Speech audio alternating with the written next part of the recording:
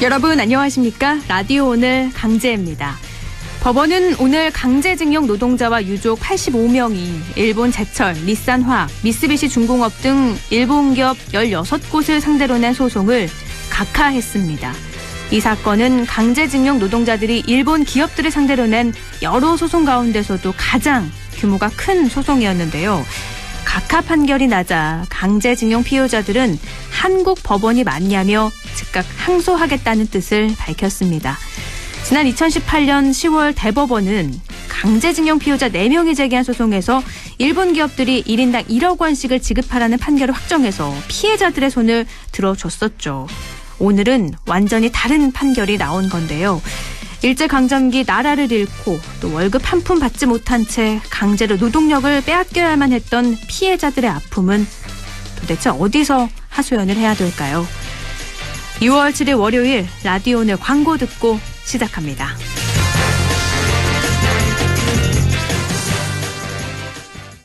관절의 핫택, 근육의 핫택, 관절의 펭귄이 육근, 캐펜텍 핫. 관절의 쿨해, 근육의 쿨해, 하. 관절의 펭귄이 시원, 캐펜텍 쿨. 관절염, 근육통의 세계에선 역시 펭귄이 제일, 캐펜텍. JLS 사이언스.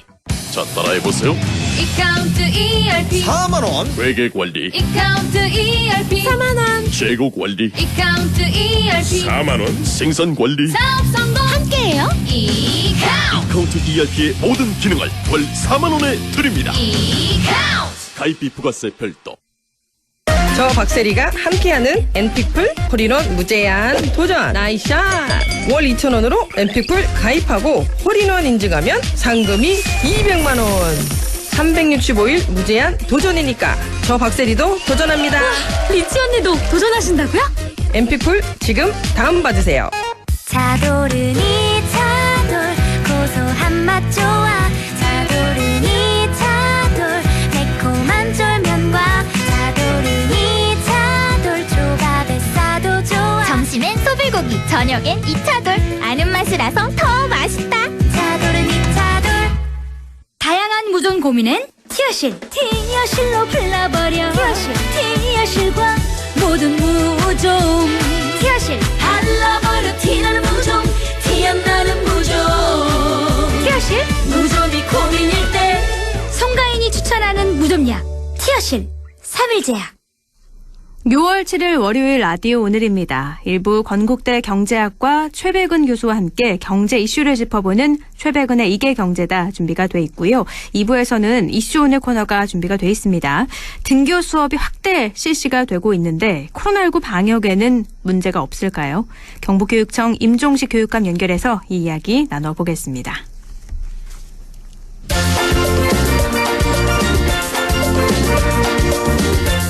최백은의 이게 경제다. 경제 이야기를 쉽고 명쾌하게 풀어보겠습니다. 건국대학교 최백은 교수입니다. 교수님 안녕하세요. 네, 안녕하세요. 네. 아직 구체적인 액수 또 시기는 정해지지 않았지만 5차 재난지원금 얘기가 계속 나오고 있어요. 예. 네. 현재 여당은 전 국민에게 보편적 지원을 해야 한다는 입장이고 기재부는 반발하는 분위기인데 교수님께서는 이미 여러 차례 밝히셨듯이 보편적 지원이 돼야 한다는 입장이시죠? 예, 예. 네. 먼저, 이 재난지원금 지금 추가로 딱 필요하다고 보세요? 예, 왜 그러냐면은 네. 이게 이제 대통령이 지난 금요일 날 25일 날 5월 25일 날 국가재정 전략회의라는 걸 주제를 했었어요. 네네. 이 시간에 소개를 했었죠. 네. 근데 그때 이제 얘기했듯이 지금 경기가 빠르게 회복되고 있지만은 여전히 그늘진 곳이 반쪽이다. 반쪽만 회복되고 있다 이런 얘기를 했잖아요. 네. 그리고 우리나라 이제 1분기 성적표로 봤을 때 기업이나 기업이나 수출 같은 경우는 빠르게 회복되고 있지만은 민간 소비, 가계 소비가 그러니까 여전히 그러니까는 코로나 이전 수준을 회복 못하고 있다 이런 얘기도 이제 했었잖아요. 네. 그런 점에서 이제 그러니까는 그늘진 곳에 대한 어쨌든 간에 정부 재정의 좀 이 역할이나 배려가 좀 필요하다는 네. 이런 인식 속에서 이제 사실 추경 편성을 사실 지시를 했었습니다. 네네. 그 연장선에서 이제 그러니까 논의가 되고 있는 것이고요. 네. 그리고 이제 지난번에도 얘기했듯이 국가의 지금 그러니까는 초과 세수가 한 15조 2천억 원 정도 1분기 기준으로요. 네. 지금 발생을 했고, 그 다음에 추경 편성한 것 중에서 집행을 못한 게 있어요. 네. 그게 한 5조 원 가까이 됩니다. 네. 그래서 이제 한 20조 가까이 이제니까는 쓸 돈이 여유가 있는 돈이 있는 상태고요. 그러니까 세금이 한 19조 원 넘게 남아 있다. 이 말씀이신 그렇죠. 거죠. 네. 그러니까 결국은 뭐냐면 이제 정부가 그만큼 많이 가졌다는 얘기는 민간이 그만큼 쓸 돈을 줄였다는 얘기거든요. 네. 그래서 제가 이제 지난 이제 1년 동안에 그러니까 지난해 2분기부터 지난해 5월 달부터 전국민 재난지원금이 지급됐었기 때문에 네. 그때부터 지난 이제 한 1년 정도 시간이 지난 겁니다. 네네. 그 1년 동안에 대해서 제가 이제 그러니까는 그 통계청 자료를 가지고 이걸 분석을 해봤어요. 분석을 해봤는데 먼저 이제 청취자들이 또 이제 잠깐 기억 못 하시는 분들이 있을까봐. 네. 1차 때 그 재난지원금 지급이요 전 국민한테만 준 게 아니라요. 네. 선별도 같이 그러니까 병행을 했었습니다. 네. 전국민 재난지원금 가구도 선별로도 따로 이루어졌었죠. 예.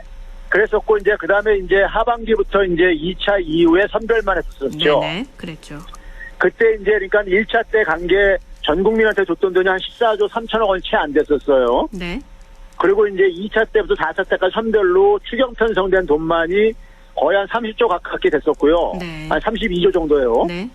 그 중에서 이제 물론 방역 예산이 한 4조 있었지만은 하여간 그걸 빼더라도 한 28조 정도가 추경이 편성됐었어요. 네. 근데 그 두 기간을 제가 이제 몇 개 이제 이 지표들을 계산을 해봤는데요. 가계소득 증가율이 전 국민 줬을 때는 가구 평균 3.5%가 증가했어요. 네. 그런데 이 지난해 그러니까 우리가 이제 2차부터 4차가 지급된 올해 1분기까지 지급된 이 기간 동안에는요. 가구당 평균 소득이 1.1%만 증가했습니다. 아, 그러니까 1차 전국민 예산 지원하고 선별 지원이 함께 이루어졌던 1차는 가계소득이 3.5% 예. 증가했는데 선별 진료로만 이루어졌던 선별 지원만 이루어졌던 2, 3, 4차 때는 그거보다 훨씬 못한 수치라고요. 네. 더군다나 뭐냐면 2분기 때는 그 1차 지급했을 때는 그때 경제가 제일 최악이었었어요. 사실은요. 네. 4, 5, 6월 달에 이때 수출도 막 곤두박질 치고요. 작년에 하반기부터 이제 수출도 빠르게 회복되기 시작했었기 때문에 네. 그런 점에서 불리한 환경에서도 가계소득 증가율이 3배 이상 높았다는 거 하나 지적하고 싶고요. 네. 그리고 이제 이 가계소득 증가에 절대 기여를 한 것이 정부의 그 이전 소득입니다. 정부가 이제 그러니까 재난지원금을 지급한 소득 때문에 이렇게 증가를 한 건데요. 네. 그 지원금도 보게 되면은 전 국민하고 선별을 같이 했을 때 보게 되면 가구당 한 36만 원이 증가했어요. 36만 원 정도가 이 정부가 주는 소득이 증가를 했어요. 네. 근데 선별로만 했을 때는 17만 원 정도밖에 안 됩니다. 거의 2배 차이네요. 네. 그렇죠. 네.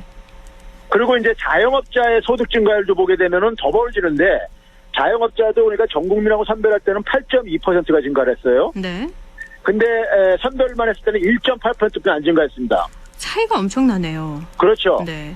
이게 이제 왜 그러냐면은 이제 선별로 했을 때는 대부분 그것이 이제 뭐 임대료라든가 은행 대출금 갖고 뭐 이런 거다 쓰고 그러니까는 근데 이제 전 국민 줬을 때는 이게 이제 결국은 다 이게 자영업자들 주머니로 들어간 돈이기 때문에요. 네.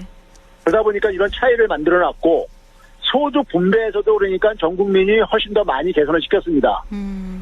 근데 그런 점에서 제가 볼 때는 객관적으로 선별은 그러니까는 실패한 정책으로 저는 평가를 내리고요. 경제학자로서요. 네. 또 하나 마지막에 가고 싶은 것은 선별을 지원하자고 할 때 항상 강조했던 게 뭐냐면 일반 국민들 경제학을 모르시는 분들 같은 경우가 선별을 지지하는 이유가 보면은요. 어려운 사람한테 두텁게 지원하자. 이거였잖아요. 그러니까 핀셋 지원 얘기가 항상 나오죠. 예, 네. 그랬는데 전 국민 지원할 때가 오히려 그러니까 더 바람직하고 선별할 때를 보게 되면요. 예를 들어서 지난해 그러니까 우리가 이 2차, 3차가 이제 그러니까 집중 지원됐었던 그 4분기 때 보게 되면요. 그 자영업자한테 그러니까 정부가 그러니까 그 이전 소득을 지원해가 증가한 평균 그 소득 증가액이 10만 한 7천 원 정도 됐었는데. 네. 1분위 하위 20% 자영업자는 3만 9천 원뿐이 안 증가했습니다. 그러니까 3배예요, 네. 그 하위 계층이 몇차 많이 지원 갔을 것 같은데 뚜껑을 열어보니까는 하위 계층이 가장 그러니까 하위 20%가 가장 적게 지원받았어요. 선별적 지원이라는 게 피해가 큰 사람한테 많이 지원하자 이런 취지인데 그 취지하고도 맞지 않고 제대로 지원이 잘 이루어지지 않는다는 거죠. 예, 그게 이제 올해 1분기를 보게 되면 평균적으로 자영업자한테 한 18만 원 지원됐는데 하위 20%는 5만 원이 채 안 됐어요. 이게 이제 왜 그러냐면요. 네. 하위 20% 자영업자들 같은 경우에는 영세한 자영업자가 많거든요. 네. 예, 이제 그 연령이 많은 자영업자들도 많고요. 네. 근데 이분들 보게 되면 이제 그러니까는 사업자 등록을 안 내고 하시는 분들이 많아요. 아, 네. 그러면 이분들 같은 경우는 이제 그러니까는 그 자격 심사에서 안 되는 겁니다. 사업자 등록증이 있어야지 매출 증빙도 할 수 있는 거고 여러 가지 그렇죠. 자료가 필요한데 그 자료조차 만들 수 없는 분들이 가장 큰 피해를 입었다는 거죠. 그렇죠. 네. 반면에 이제 심지어 그러니까는 고소득자한테는 안 한다고 했잖아요. 네. 근데 상위 20%는 막 20만 원 이상씩 지원이 됐어요. 가구당 평균이요. 네. 그럼 이게 왜 그렇게 됐냐면요. 우리나라 자영업자들이 보게 되면은 소득 세원이 다 그러니까 포착이 안 됩니다. 네. 그러니까 이제 그 서류상으로 이제 그러니까 신고하는 것들이 이제 아무래도 누락이 많이 있다고 하잖아요. 네. 그러면 이제 이분들 같은 경우 그러니까는 뭐 10억 이상은 그러니까 제외한다 하더라도 10억 이하로 그러니까 매출액을 잡을 수 있을 경우에 네. 그분들이 그러니까 그래서 매출이 좀 감소했으면은 코로나로 인해 가지고 지원을 받은 거예요. 네. 그래서 이렇게 고소득자, 사실 받지 않아도 되는 고소득자가 많이 필요한 저소득자보다 더 많이 가져가는 그런 일이 이루어졌던 거의 건데. 4배에서 5배를 더 많이 더 가져왔어요. 가구당이요. 그러니까요. 예. 근데 이번에 그래서 항상 보편적 지원이 이루어져야 된다는 말씀이신데 보편적 지원이 안 된다, 선별 지원을 해야 된다 이런 의견을 좀 보면요. 일단 두 가지로 좀 나뉠 수 있을 것 같은데 첫 번째는 올해 뭐 세금이 많이 거쳤지만 코로나로 국가 채무가 훨씬 더 많이 늘었기 때문에 일단 빚을 갚아야 된다 이런 의견이 하나가 있고 두 번째는 인플레이션 얘기를 항상 하거든요. 예. 네. 그런데요, 이게 지금 이제 우리가 보게 되면 앞에서 제가 이제 내수가 지금 아직 회복이 안 됐다 그랬잖아요. 네. 그 지금 보게 되면 우리가 대면 소비를 하는 분야들, 문화 분야라든가 운수업이라든가 사람들이 이동을 안 하고 그러니까요. 네. 도소매 숙박 음식업들이 그러니까 수조 원씩 소득이 가시도 감소한 상태란 말이에요. 네. 그러면 이런 부분들에 그러니까 우리가 가장 이런 부분들에 지원을 하는 것에 대해서 저는 반대할 목소리는 별로 없다고 봐요. 그러니까 이분들을 그러니까 지원하는 데 속에서 우리가 선별로 그러니까 이 부분만 그러니까 우리가 완벽하게 우리가 100% 우리가 선별해낼 수 있다면 가겠지만은 네. 그게 지금 우리가 안 되고 있다는 것이 아까 얘기했잖아요. 정부가 그러니까는 지원 대상자라고 해가지고 계산을 해서 편성한 추경 그 예산조차도 한 5조 원 정도를 못 썼다. 집행을 못했다. 네. 하는 거는 그러니까는 그분들이 그러니까는 제가 과거에도 얘기했지만은 서류를 제출할 때 그 일선 행정에서는 그러니까 그걸 다 그러니까 증빙을 다 받아야 돼요. 근데 그걸 맞추지 못하시는 분들은 그러니까는 그 탈락되는 거예요. 네. 그 돈으로 세이브된 게 한 5조 원이 가깝게 된다 이거예요. 네. 그러면 이게 선별이 사실상 그러니까 기술적으로 완벽하지 않다는 것을 다시 그러니까 우리가 보여준 거잖아요. 네. 그리고 아까 이제 봤듯이 이제 그러니까 상위 계층이 오히려 4배, 5배가 더 많이 지원받은 게 현실적으로도 그렇게 나타나고 있고요. 네. 그러면 이런 부분들을 그러니까 우리가 일부 지난해 전국민 지원했을 때는 근데 그런 부분들이 거의 그러니까는 우리가 해소가 됐었다 이거예요. 그래서 전 국민하고 선별은 이게 대립적인 게 아니라 보완적인 건데 지금 국회에서 손실보상법을 지금 이렇게 하고 있잖아요. 네. 그게 일종의 선별 역할을 하는 거란 말이에요. 네. 그러면 이제 그러니까는 우리가 그리고 사실 경기가 이렇게 빠르게 회복된 하나의 그 이유 중에 한 가지가 뭐냐면요. 전 국민들이 굉장히 어쨌든 간에 희생을 통해서 협조를 한 덕택이고요. 네. 둘째는 뭐냐면 왜 고소득자한테도 그러니까 지원을 해줘야 되냐는데 과거에 무상급식 때랑 똑같은 이게 얘기인데요. 부자들이 그러니까는 급식을 공짜로 먹는 게 아니에요. 그 돈은 세금에서 결국 나오는 겁니다. 네. 세금은 고소득자가 더 많이 내게 돼 있어요. 그러니까 더 많이 내고 적게 가져가는 거예요. 네네. 그런 점에서 그러니까 이게 그러니까는 도덕적으로도 그러니까 이게 그 비도덕적이라는 얘기는 말이 안 되는 거고요. 네. 그 다음에 지금 인플레이션 문제는요. 네. 인플레이션 문제는 우리가 인플레이션에 대해서 우리가 많은 청취자들이 좀 이제 경제학적인 지식이 없다 보니까 이제 언론에 이제 의존해가지고 이제 그런 생각들을 하시는데 5월 달에 우리가 소비자 물가 상승률이 2.6% 나왔습니다. 네.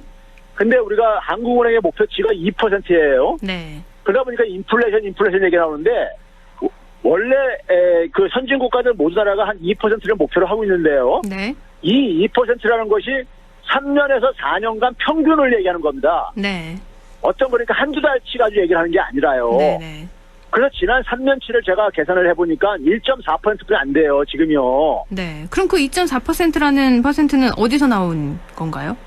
1.4%라는 게 어디서 나온 거냐고요? 아니, 2%가 넘는 예. 수치가 늘었다고 그러니까 말씀하셨잖아요. 네. 2.6% 올해 5월 달에 나온 거는 지난해 1년 전에 비해서 네. 2.6%가 올랐다는데 근데 그게 그러니까 그렇게 한 달치만 가지고 우리가 인플레이션을 판정하지 않는다 이거예요. 네네. 그래서 한국은행에서도 뭐냐면은 이건 일시적인 것이다 이렇게 얘기를 하는 것이고 네. 기조효과 지난해 5월 달에 마이너스가 나왔었거든요. 네. 물가 상승률이요. 네. 그러니까 올해는 그러니까 조금만 올라도 많이 올라갈 수밖에 없는 거였었고요. 그러니까 코로나로 워낙 낮았기 때문에 올라갈 수밖에 없는 건데. 마이너스요. 네. 예. 그래서 2.6%가 된 건데 그것도 이게 3년치를 평균을 봐야 되는 건데 일시적으로 이것만 봤을 때는 인플레이션 우려할 정도 아니다. 이런 입장이신 거예요. 그렇죠. 네. 알겠습니다. 그럼 지금 선별 지원을 해야 된다는 두 가지 의견에 대해서 말씀을 해주셨는데요. 추석 전에 지급을 해야 된다 이야기도 들리고 있는데 그럼 시기는 언제 이루어져야 된다고 보세요? 저는 이게 빠르면 빠를수록 좋다고 보는 게요. 네. 지금 이제 그러니까 6월달 우리가 지금 이제 저희 말해서 백신 접종이 지금 빠르게 지금 진행되고 있잖아요. 처음에 저희가 예상했던 것보다도요. 네. 지금 그래서 이제 6월달 안에 그러니까 우리가 감염 취약계층들이 되게 60세 이상들이 되게 접종 완료가 될 지금 예상을 지금 이제 충분히 이제 달성이 가능한 걸로 돼 있고요. 네. 그렇지 실제로 보게 되면은 고령층들의 감염률이 굉장히 급속도로 떨어지고 있습니다. 네. 그러면 이제 그런 점에서 위험한 고비를 지금 넘어가고 있는 상태 속에서 지금 정부에서도 그러니까는 지금 이 거리두기를 완화를 지금 이제 이렇게 시도를 하고 있잖아요. 네. 그게 이제 결국은 뭐냐면 소비 생활도 어느 정도 그러니까 이제 우리가 가능해짐을 의미하는 것이고 그러면 대개 뭐냐면 이런 추격이라는 것은 우리가 항상 그럽니다. 정책이라는 것은 타이밍이 중요하다 얘기를 하거든요. 네. 타이밍이 중요한데 지금 여전히 그러니까 그늘진 곳들에 빨리 그러니까 지원을 해줘야지만이 그리고 자영업자들한테 지금 그러니까 피해액을 최소화시키기 위해서도 전 국민한테 소멸성 지역화폐로 해가지고 돈이 빨리 돌게 해주는 것이 적은 예산으로 가장 효과를 극대화시킬 수 있는 거라고 저는 보기 때문에 네. 가능하면 그러니까는 저는 빠를수록 좋다. 7월 중으로 저는 했으면 좋겠어요. 추석 전이 아니라 7월 예. 중에 이루어지도록. 예. 전 국민은 사실 그러니까 우리가 언제든지 준비가 돼 있거든요. 우리가 네네. 경험이 있기 때문에요. 네. 알겠습니다. 지금 전국민 재난지원금의 손실보상법 제법도 있고요. 또 피해 업종 선별 지원까지 하면 뭐 최대 30조 원이 넘는 규모가 추경으로 편성이 된다 이런 얘기가 들리는데 금액은 어느 정도 이루어져야 된다고 볼까요? 그러니까 지금 이제 우리가 쓸 수 있는 돈이 20조는 확보가 됐단 말이에요. 네. 있는 거거든요. 네, 그 세수 많이 거친 거 뭐냐면 말씀하시는 거죠. 거기다가 이제 국회의원들 얘기 들어보면은 이제 그러니까 예비비를 조정을 해가지고도 한 수조 원 정도 확보할 수 있다 그러더라고요. 네. 그러니까 이 지원 금액을 그러니까는 추가로 그러니까는 국채 발행할 수 있는 이런 거는 굉장히 최소라고 저는 생각이 들고요. 네. 기존의 예산 중에서 좀 조정만 하더라도 가능할 것이다 이렇게 보고 있습니다. 추가로 빚을 지지 않고도 가능한 게 20조 원은 당연히 넘을 거고. 예. 네. 그럼 한 30조 원 생각을 하시는 건가요? 그러니까 이제 그 손실 보상 금액의 이제 피해 금액을 어디까지 인정해 주냐에 따라서 네.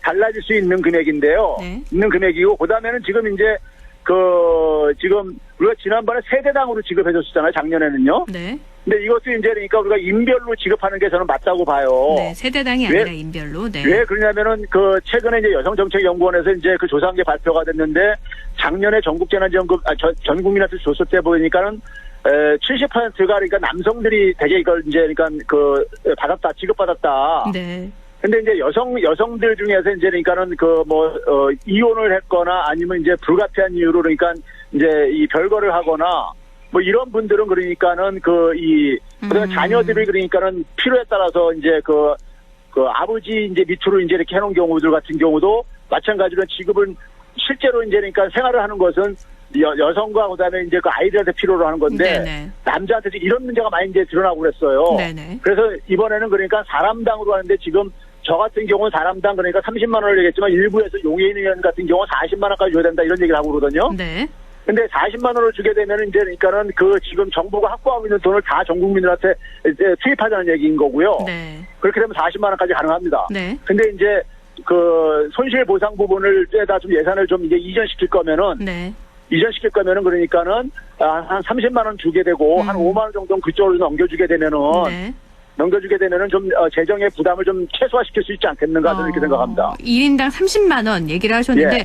이게 4차 때도 전 국민으로 할지 선별적으로 할지 논의하다가 홍남기 부총리가 국가재정 화수분 아니다 강하게 반대를 해서 이번에도 이 입장은 계속될 것 같은데요. 근데 이제 저는 있잖아요. 그게 공직자가 취할 태도는 아니라고 봅니다. 왜 그러냐면요.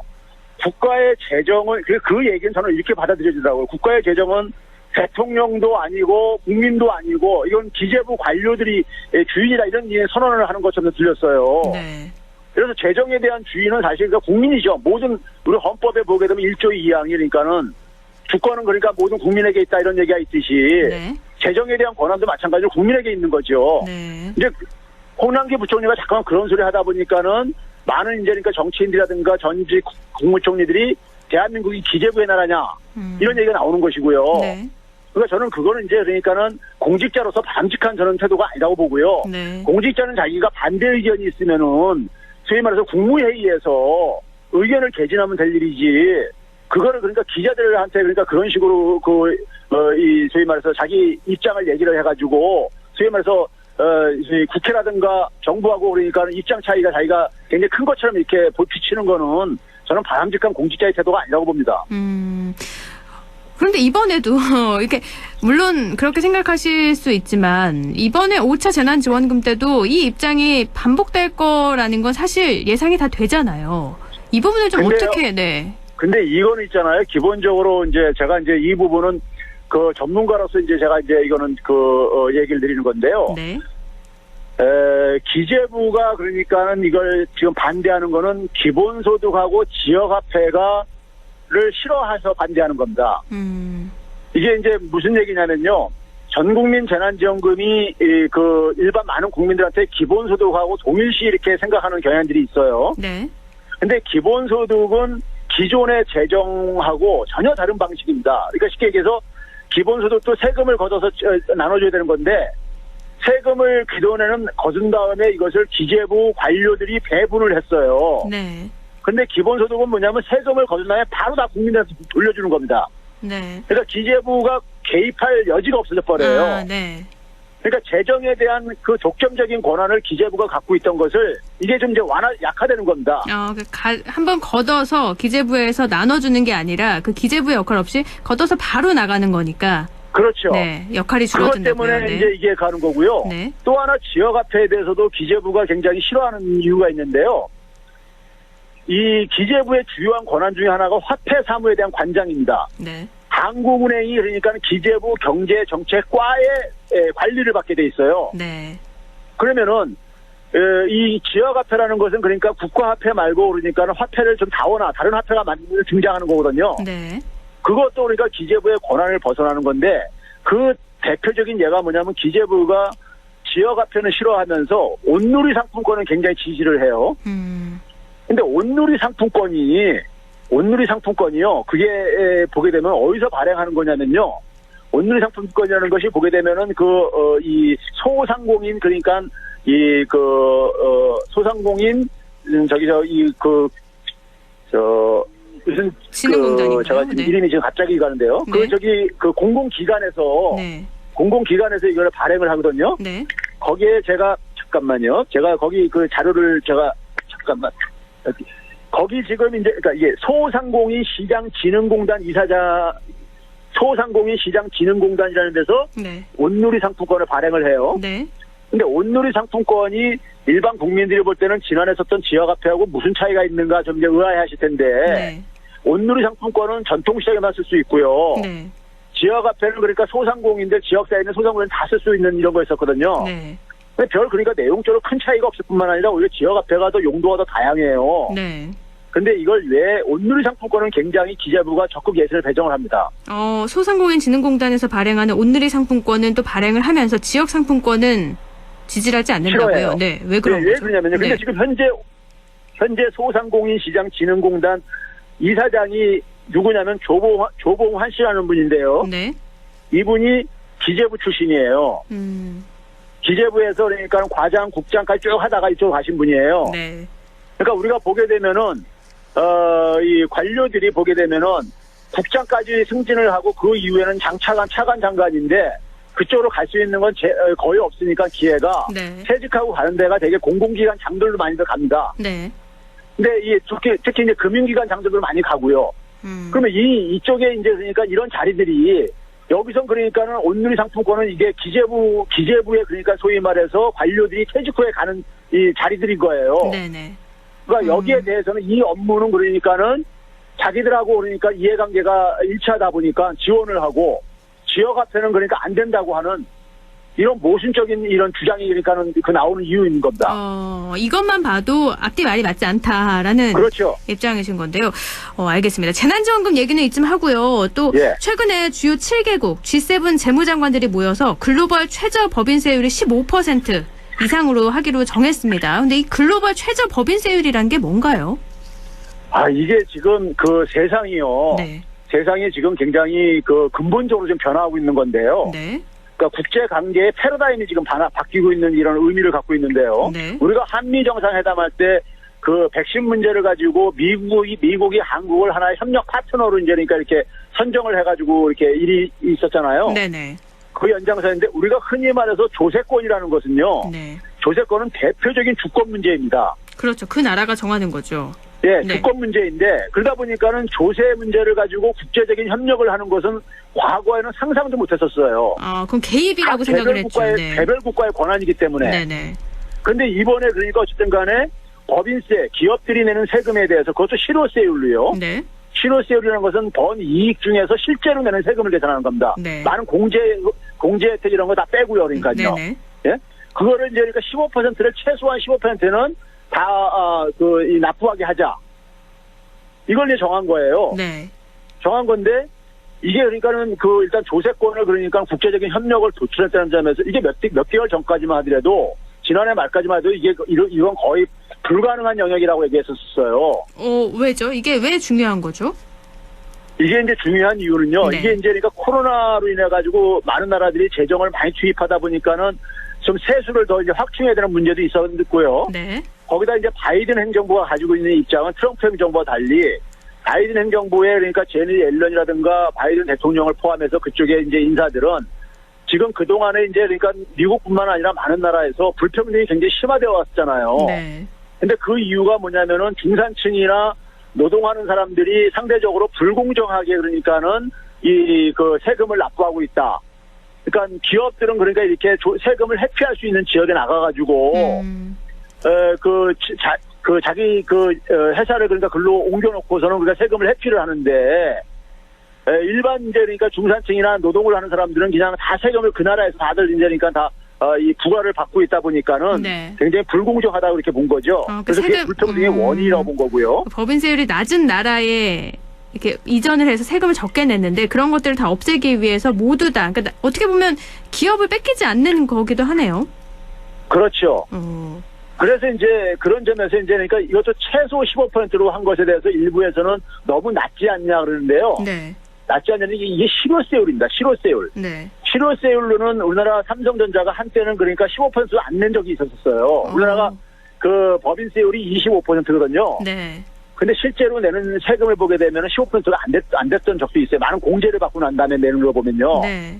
그런 점에서 그러니까 15%가 그렇게 너무 낮은 건 아니라고 보고요. 그다음에 이제 뭐냐면 주요 국가들이 법인세가 막 천차만별입니다. 지난 한 20년 이상 동안에 이제 그러니까 법인세 인하 경쟁을 서로가 막 하다 보니까는 네네.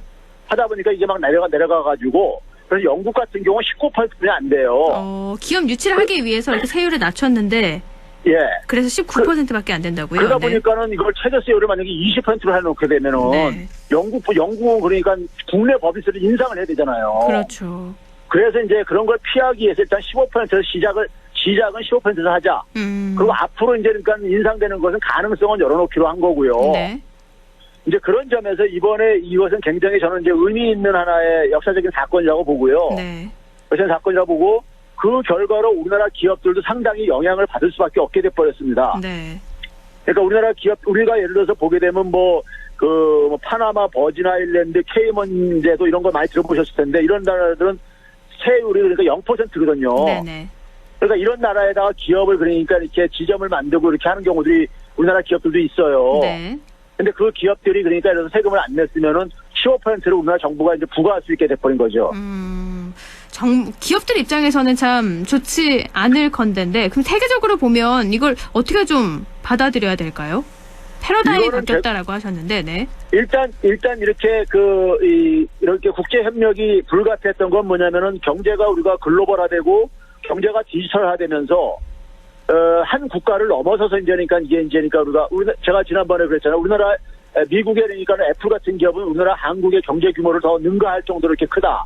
되겠는데 그러면 이제 그 정도로 이제 그러니까는 한 국가 범위를 넘어서는 이런 단위가 이제 기업이거든요. 요즘은요. 네. 그러니까 이제 그런 환경에 맞춰가지고 그러니까는 조세 문제도 그러니까 국제적인 협력이 이제 불가피하게 된 건데 이걸로 인해 가지고 어쨌든 간에 좀 더 조세의 형평성이라든가 네. 그다음에 어쨌든 간에 사회 정의라든가 이런 것들이 좀 회복이 될 수 있다. 이번에 그 G7 재무장관 중앙은행 총재 그 코미니케에서도 네. 공동선언에서도 그렇게 이제 발표를 하고 있어요. 알겠습니다. 지금 이걸로는 공정과세 현실화하기는 부족하다 이런 지적도 나오고 있는데 이런 얘기는 또 다음 주에 이어서 계속 나눠보도록 하죠. 예. 네, 오늘 말씀 고맙습니다. 네, 감사합니다. 네, 최백은의 이계경제다 건국대학교 경제학과 최백은 교수였습니다. 저는 광고 듣고 2부에서 뵙겠습니다.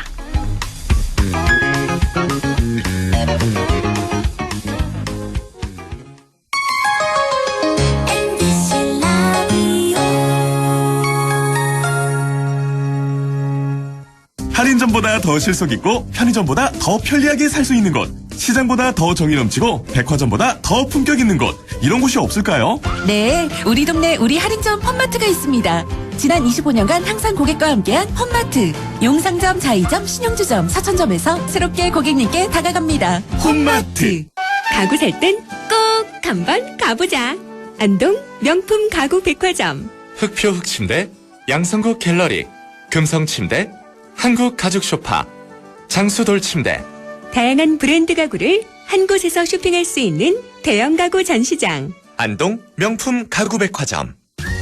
어떡해. 그 소식 들었어? 영주농협자재센터에 농자재, 관수자재, 공구에 일반 잡화까지. 영주농협 파머스마켓 바로 옆으로 왔다고 하더라고. 정말? 영주 농협자재센터로 당장 가야겠다. 054-637-8788 영주농협자재센터. 털린 그림 찾기 해보실래요? 바로 이런 그림. 이벤트 100% 당첨? 엄마, 민증 좀 주세요. 성인 인증해야 돼. 그래, 여기. 잠깐! 어머니, 그러다 개인정보 다 털려요. 온 가족의 소중한 개인정보 털리기 전에 지켜주세요. 공익광고협의회.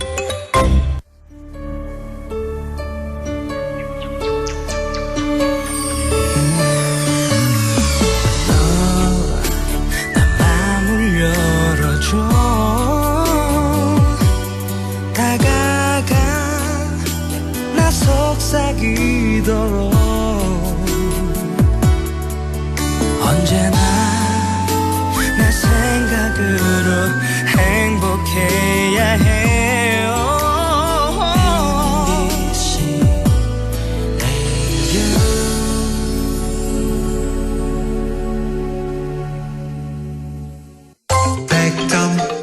MBC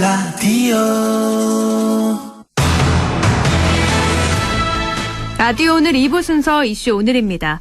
코로나19로 인해서 아이들이 학교에 가지 못하는 사상 초유의 사태를 겪었는데요. 지난달 등교 수업 확대 실시로 현재는 98% 이상의 학교에서 등교 수업이 실시되고 있습니다.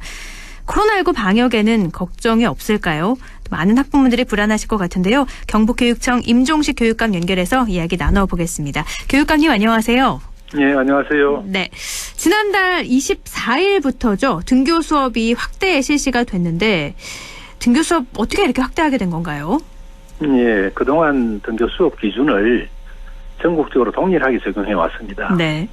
근데 실제로는 경북만 하더라도 23기 시군에 따라 확진 상황이 다르고 또 같은 지역이라도 수시로 변화가 심합니다. 그래서 전국 동일 기준 적용보다는 지역과 학교의 상황에 따라 유연하게 적용하는 것이 필요하다는 판단을 했습니다. 네. 교육부에서 2학기 전면 등교를 앞두고 비교적 학생 확진자가 경북이 적습니다. 네. 그래서 이 경북에서 선제적으로 등교 기준을 탄력적으로 운영하기로 결정을 했습니다. 그래서 학교 그래서, 수업이 네, 이루어졌군요. 네. 예, 그래서 전면 등교라기보다는 지역이나 학교 확진자가 많아지면 학생 수를 줄이고 또 확진자가 적어지면 구성원들의 의견을 수렴해서 전면 등교할 수 있도록 이렇게 했습니다. 네. 또 다른 측면에서 보면 겨울 방학 기간에 해당하는 지난해 12월부터 올해 2월까지 3개월이죠. 네. 이 기간에 학생 확진자가 194명이 나왔는데 등교를 한 3월부터 5월까지 같은 3개월 동안인데 이때는 123명으로 오히려 71명이 줄었습니다. 그래서 학생들이 그 가정에 있다고 해서 안전한 것이 아니다는 그런 우리가 분석을 했고요. 네. 학생들의 감염 경로가 대부분 가정입니다.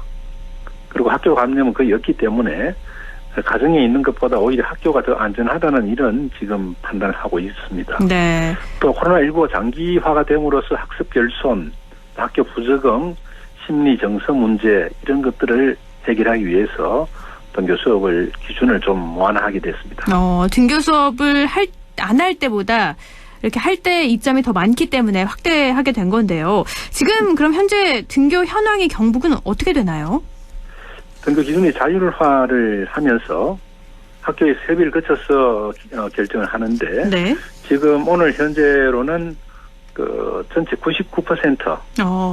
예, 현재 아직도 3분의 2를 유지하고 있는 학교는 지역 감염 위험이 있는 김천 지역하고 네. 또 전교생이 1,000명이 넘어서 급식 등의 어려움이 있는 9개 학교가 지금 전면 등교를 하지 못하고 있습니다. 지금 99%가 등교 수업을 하고 있는데 상황에 따라서 이건 언제나 변동이 가능한 거죠. 그렇죠. 그렇게 했습니다. 네. 그래서 지역 상황이 호전되고 또 급식 방역 이런 것들 준비가 되면 네. 아마 다음 주쯤에는 전교생 등교가 실시될 그런 계획입니다. 얼마만인지 전교생 등교 수업이요. 참 반가운 이야기이기도 한데 학부모 입장에서는 사실 학생들이 모여 있다 보니까 이게 방역이 괜찮을까 걱정이 많이 되시는 것도 사실이거든요. 맞습니다. 네. 예. 경북교육청의 방역 대책은 어떻게 세우고 계세요? 일단 그 등교 수업 자율화를 하면서 그 학교 집중 방역 기간을 운영을 했습니다. 그리고 지난 4월에는 30세 이상 보건교사, 특수교육 종사자에 대해서 1차 백신 접종을 완료를 했고 네. 앞으로 유치원 교사, 또 초등학교 1, 2학년 교사와 돌봄 인력에 대한 접종이 예정되어 있습니다. 저도 지난 금요일 날 전국 교육감들과 함께 선제적으로 백신 접종을 마쳤습니다. 네. 안동보건소에서 아스트라제네카를 접종했는데 별다른 부작용 없이 무사히 잘 마쳤습니다. 그리고 전면 등교 확대를 위해서 학교 방역 인력을 신청한 도내 모든 학교에 신청한 인원만큼 총 지난해보다 약 4배가 되는데 네. 2,788명의 방역 인력이 지금 활동을 하고 있고요. 네. 또 예산 30억 추경에 확보를 해서 방역 물품을 지원하고 또 그 무증상 감염자의 선제 발견을 위해서 학교로 찾아가는 PCR 검사 이동 검체 팀을 이달 6월 14일부터 운영할 계획입니다. 이동 검체팀이 6월 14일부터 운영을 하면 실제로 학교로 가서 코로나19 진단을 하는 건가요? 그렇습니다. 예. 알겠습니다. 그런 일이 발생하면 안 되겠지만 만약에 이렇게 학교에서 확진자가 많이 발생을 하면 대책도 마련이 돼 있어야 될 것 같은데요. 예. 확진자가 많이 발생하면 전면 원격 수업으로 들어가야 되고요. 네. 한두 명이 발생을 하면 일단 모든 학생 교직원에게 KF94 마스크를 착용을 하도록 하고 또 접촉자들에 대해서 검사 후에 이 필요한 그런 학반이나 또는 그 학년 또는 학교에 대해서 원격 수업 체제로 전환을 합니다. 네. 그리고 학교 건물 등에 대해서는 특별 방역 소독을 전문 방역 업체에 의뢰해서 실시를 합니다. 또 확진 환자는 우리가 보건당국이 격리 해제할 때까지 등교 출근을 중지를 하고 네. 또 밀접 접촉한 이런 학생 교직원은 14일간 자가격리 똑같이 들어가게 되고요. 네. 경북교육청에서는 자가격리 중인 학생들 학습도 문제고 또 정서적인 안정도 문제입니다. 그래서 도서와 실내 체력을 향상할 수 있는 운동기구, 네. 방역 물품 등을 구성하는 꾸러미도 지금 준비를 하고 있습니다. 네. 꾸러미도 네 말씀을 하셨는데 네. 발치가 된 학생들일지라도 그 심리 상담을 요구한 학생들은 네. 언제라도 상담을 지원하고 있습니다. 이렇게 확진자가 발생했을 때 여러 가지 지원도 이루어지고 또 확진자가 다 나았을 때도 계속 추후에 지속적인 관리가 이루어지고 있는데요. 근데 원격 수업으로 전환이 되면 여러 가지 필요한 것들도 참 많이 있잖아요. 맞습니다. 네, 그래서 경북교육청에서는 지원을 많이 하고 있죠. 지난해는 사실 우리가 모든 전국의 학교들이 이 준비 없는 원격 수업이라서 어려움이 많았습니다. 네. 근데 올해는 우리 교육청에서는 전 교실에 무선망을 구축을 했고요. 또 우리 선생님들에게 1인 1 노트북, 또 학생 1인 1 스마트 기기 보급을 지금 추진하고 있습니다. 네. 그리고 이 모든 교실에서 선생님들이 원격 수업할 수 있도록 무선 인터넷 환경 구축을 완료를 해서 원격 수업으로도 쓸 수 있고 또 학교 교실 내에서도 우리가 그 미래 교육을 할 수 있는 그런 기반을 마련했고 네. 또 학생들의 원격 수업을 지원하기 위해서 그 학생들에게 스마트 기기를 올해 170억을 투입을 해서 네. 한 학교에 한 학년 정도 또 25년까지는 모든 학생의 1인 1 스마트 기기를 보급할 그런 계획을 가지고 있고 네. 앞서 말씀드린 것처럼 우리 선생님들에게는 국고 지원을 받아서 원격 수업용 노트북 25,525대 보급을 완료했고 또 유치원 선생님들에게도 노트북 지원을 추진을 하고 있습니다. 지금 말씀하신 대로 이렇게 스마트 기기도 많이 지원이 되고 있는데 예산이 참 많이 들어갈 것 같은데 이런 예산 마련은 어떻게 이루어졌나요? 예, 선생님들 원격 수업용 노트북은 국고에서 40% 지원을 받았습니다. 네. 그래서 상당히 진행하기가 우리가 용이했고 네. 나머지 우리 학생들에게 보급하는 것은 정규 우리가 예산을 편성해서 학생들 지원을 하고 있습니다. 이렇게 정상 등교가 이루어지지 않아서 가장 크게 발생하는 문제 중에 하나가 학력 격차 지금 불균형 문제인데요. 예. 이런 학력 격차 해소에 대해서는 어떤 대책을 혹시 마련하고 계세요? 예, 이 학력 격차를 많이 걱정을 하시는데 실제로 더 큰 문제는 학생과 학생 또 선생님의 이 상호작용을 해야 되거든요. 교육이란 건. 네. 그걸 하지 못하는 데서 오는 여러 문제 그 중에 하나가 학력 격차입니다. 그래서 이제 수업이 확대되면 많은 부분이 해결되리라 이렇게 보고요. 지금 이미 벌어진 학력 격차에 대해서는 교실 내, 학교 내, 학교 밖 이 3단계로 안전망을 구축을 하고 있습니다. 대표적인 사업을 말씀드린다면 우선 교실 내에서 그 담임 선생님과 협력을 하여 담임 선생님이 그 기초학력 부진 학생까지 일일이 다 그렇게 지금 돌보기 어렵기 때문에 네. 정규 교사 57명, 협력 강사 92명을 투입해서 불회 교사제를 시행을 하고 있고요. 네. 2단계 모든 학교에서 희망 사다리 교실 운영, 또 3단계 학습종합 클리닉 센터가 우리 권역별로 있습니다. 여기에 코칭단 184명이 아이들 찾아가는 그 기초학력 서비스를 하고 있습니다. 그 외에도 우리가 초등학생들의 자기 주도적 학습을 지원하기 위해서 네네. 온라인으로 우리가 플랫폼 온 학교를 운영하는데 네. 전국에서 아마 우리 경북이 유일하지 싶은데 초등학교 1학년부터 6학년까지 국어, 수학, 사회, 과학 교과를 중심으로 네. 그 아이들 방과 후 7시부터 2시간씩 실시간 원격 수업을 지금 운영을 하고 있습니다. 네. 그리고 초등학교 3학년에 중3까지는 우리가 스스로학업 성취 인증제라고 해서 학생들이 온라인에 들어가서 자기 실력을 평가해보고 네. 또 검증하는 그런 쪽도 우리가 제공을 해서 아이들이 스스로 학습할 수 있는 그런 분위기를 만들고 있습니다. 네. 학생들을 위해서 이렇게 단계적으로 어떻게 보면 이루어지고 있는 건데요. 예. 요즘 코로나19에서 또 선생님들도 굉장히 힘든 시기잖아요. 맞습니다. 네. 예. 그래서 선생님들이 이렇게 수업에 집중할 수 있도록 지원하는 것도 참 중요할 것 같은데 어떤 지원 지금 이루어지고 있나요? 그 선생님들 수업에 몰두할 수 있도록 하는 이 슬로건을 선생님은 아이 곁으로 이런 슬로건을 내걸고 잔물을 줄이기 위해서 애를 쓰고 있는데 올해 1월 1일에 그 23개 교육지원청에 학교지원센터를 두었습니다. 네.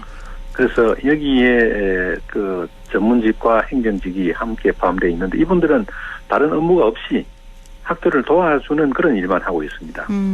그래서 현장에서 오는 뭐 인사 문제 또 계약제, 교원 채용, 방과 후 강사 선정부터 해서 도서관 운영, 과학실 운영 이런 여러 가지 다양하게 학교의 업무를 도와주고 있고요. 네. 그다음에 선생님들 업무 효율화를 위해서 지난 4월 1일부터 학교 지원 종합 자료실을 운영하고 있습니다. 네. 그 선생님들이 필요한 그런 자료들을 모두 온라인에 탑재를 해서 선생님 필요할 때 온라인에 들어가서 자료를 쉽게 찾아서 바로 복사해서 쓸 수 있도록 이렇게 했습니다. 네. 참 어떻게 보면 선생님들이 정말 수업에만 집중할 수 있게 그 외의 업무들을 많이 줄이는데 역점을 좀 두신 것 같은데요. 예, 예. 지금 시간 관계상 끝으로 등교 수업 확대와 관련해서 도민분들 또 경북 교육 가족분들에게 하시고 싶은 말씀도 있을 것 같아요. 예. 도민 그리고 교육가족 여러분 이 코로나19가 참 어려운 상황인데 그 극복 과정에서 함께해 주신 데 대해서 깊이 감사를 드립니다. 아직 코로나19 확산 우려가 남아있지만 배움 일상을 회복하기 위하여 등교 수업을 지역과 학교의 상황에 따라 탄력적으로 운영하기로 했습니다. 네. 4만여 우리 경북 교직원은 그동안의 통계 자료 분석과 철저한 방역 상황 점검 등을 통해서 학생들의 안전을 최우선하겠습니다. 학생 감염의 대부분이 가정에서 발생하기 때문에 도민 여러분과 학부모님의 협조도 다시 한 번 더 부탁을 드리겠습니다. 포스트 코로나 시대 학교를 넘어 마을이 학교가 되고 도민 모두가 선생님이 되어야 하는 그런 시대입니다.